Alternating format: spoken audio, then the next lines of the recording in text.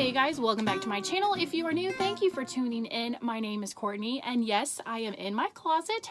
I don't normally film in my closet, but today is a holiday.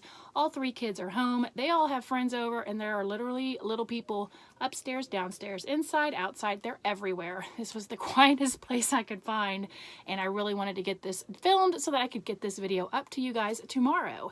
So, which today is Monday, so Tuesday. All right, but anyway, let's get into this. This is a very simple project to do. It is quick, it is easy, it is cheap, and you only need two supplies to do it. The first thing is a wire round wreath form from Dollar Tree, and the second is some thick yarn. Now, if you can score one of the heart wire forms, you certainly could pick that up and make this more of a Valentine wreath. But you certainly could customize this to any holiday just by picking the colors that you want for that holiday. So anyway, I'm going to call it just a general decor item. The only other two supplies you will need are your glue gun and scissors. So 4 total supplies for this project. And that's it. So without further ado, here is the tutorial, the timestamp for that. The rest of you, very quickly, I just wanted to share, I have been working on 2 projects.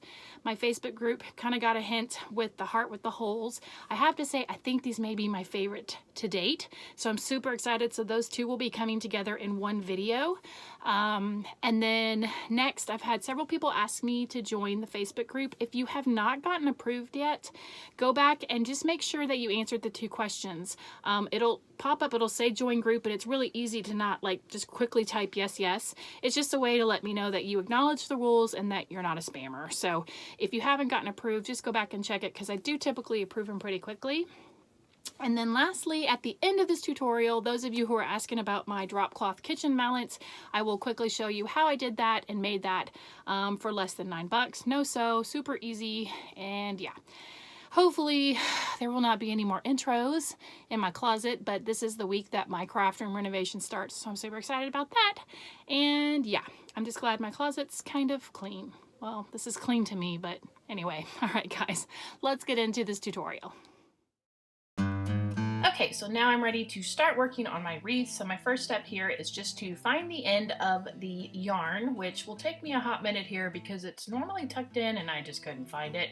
But once I find it, what I'm going to do is I'm actually going to cut sections of yarn at about 50 inches each. This is because you actually can't just hold the big ball of yarn and feed it through the wreath form. And honestly, nobody wants to try to even do that. So I'm just going to sit here and cut about 6 sections. And then this will make it much more manageable to feed this through my form.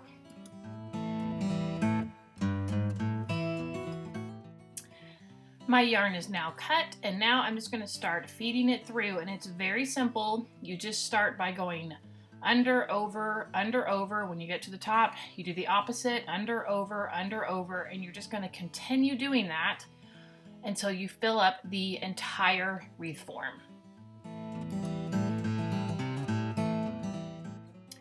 Okay, and I did want to show you, this is one little section of yarn, so I just kind of wanted to show you how much it covered up of the wreath form. And you are going to kind of smush this together because, as you can see, if it's spread out, you will see part of the wreath form. Another option also is just to spray your wreath form the color of your yarn if you don't really want to have to try to cover up the wreath form itself.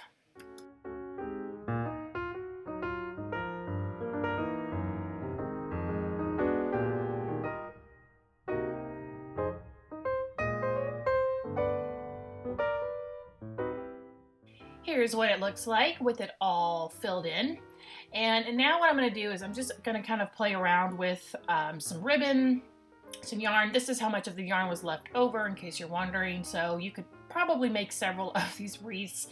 And now I've just got some ribbon, and I'm just going to mess around, just trying to get some ideas if I want to add a bow or lace or some sheer ribbon. So this is kind of what I'm doing right now. And then I'll start to secure the back.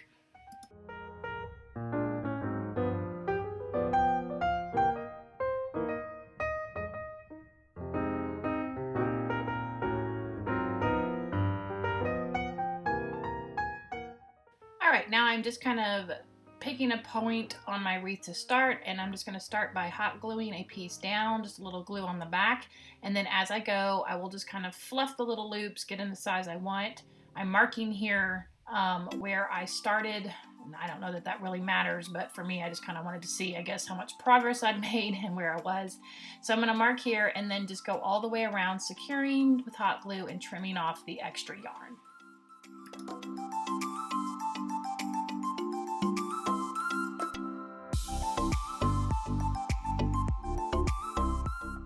All right, the back is all secured, and now I'm just going to make a bow for it because I thought I wanted to put one on there.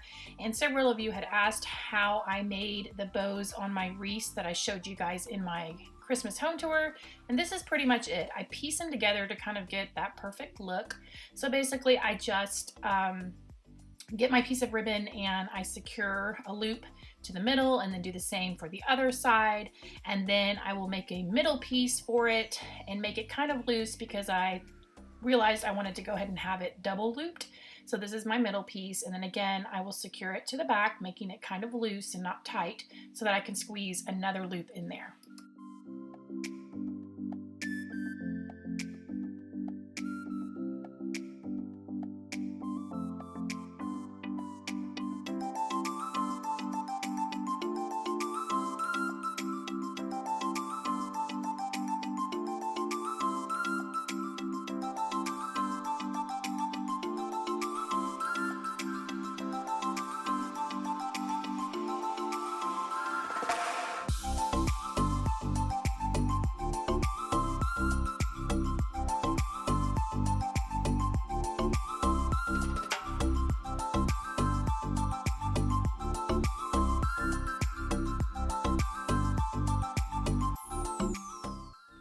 Okay, my bow is made, and now I'm just going to kind of play around again, trying to figure out what I want to do, if I wanted to add tails to it, if I want to add lace. So this is kind of the process I typically go through quite a bit when I'm making a craft project. And once I go through this, then I realize that I may just want to try something else.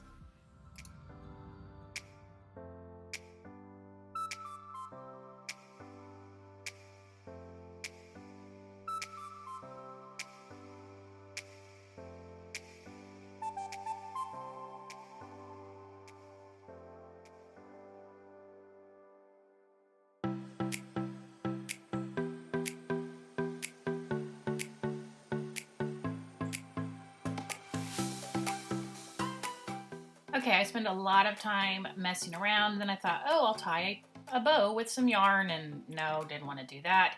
So basically what I went ahead and did is I wasn't sold on the bow, so I just took a piece of yarn and I was just going to attach it in there like that. That way, if I decided I didn't want it, I could take it off because I felt like the bow kind of made it more Christmassy and I didn't really want to go for that look. So that's kind of what I'm doing here, is just securing this bow in here with some yarn so that I can take it out later. And in just a minute, I will show you what I finally finished it with and how it looks. And here's the big reveal. It's plain, which was my original plan from the get-go. I have it hanging on a Dollar Tree wreath hanger, which I'm actually going to wrap with some gray and white checked ribbon to give this another texture element. But there you go. Thank you so much for watching, guys. I really appreciate it. I hope you have a great day, and stay tuned if you'd like to see how I do my kitchen valance. And until next time, see you later. Okay, here is my kitchen valance and the drop cloth that I used. I like this drop cloth because I didn't have to cut it at all. It was the perfect size. And this particular one I bought at Home Depot. I liked it because it already had a hem on it, and it also had a poly backing, which made it kind of stiff, which I really liked. And it cost about, I can't quite remember, $7.48, something like that. And I used Dollar Tree rope, and then it's hanging on a tension curtain rod that I just already had in my closet. So let me show you how I did this. So I'm going to do a little reenactment here. So this beautiful dish towel will represent our drop cloth. The dowel rod will represent the tension curtain rod, or the shower rod if you choose to use that. You'll need some sort of twine. I used the Dollar Tree nautical rope. You'll need some safety pins, and if you're gonna have to cut your drop cloth and you want it to have a clean edge, you'll need some stitch ritchery to make a quick little hem. for your drop cloth. So your first step will be to take your drop cloth on a big surface, just do it on your bed or on your floor, wherever you have a lot of space, and lay the pretty side down onto the space that you're working. Then you're going to want to take your rod and set it up at the top. And then all you're going to do is just take the top of the drop cloth and roll it over the rod and roll it down a little bit. And then you're going to want to secure it up at the top with some safety pins. And depending on how long it is, you can decide how many safety pins you think you need to secure it. Now, if you don't secure it over time, it will unravel like that. That's why I wanted to show you that, because mine actually did that the first time I hung it up. It slowly loosened itself. And now you just take the bottom of the drop cloth, pull it over the top, and then once again, you'll secure it with more safety pins. And then once that's secured up at the top, you take your rope and you simply just tie a knot in the back, and then put it where you want it to go and cinch it up, and then just kind of play with it till you get it how you want it to look.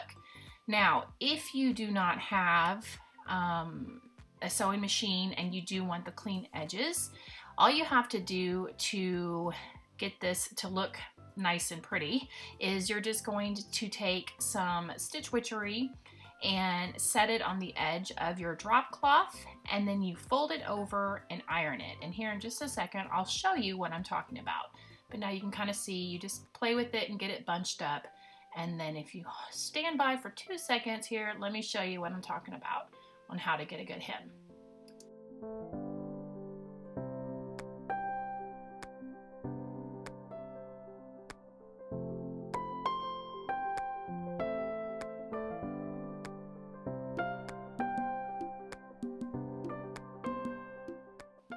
And that's it, guys. Very simple to do. If you have any other questions about this, please feel free to leave them down below. I will be very happy to answer them for you.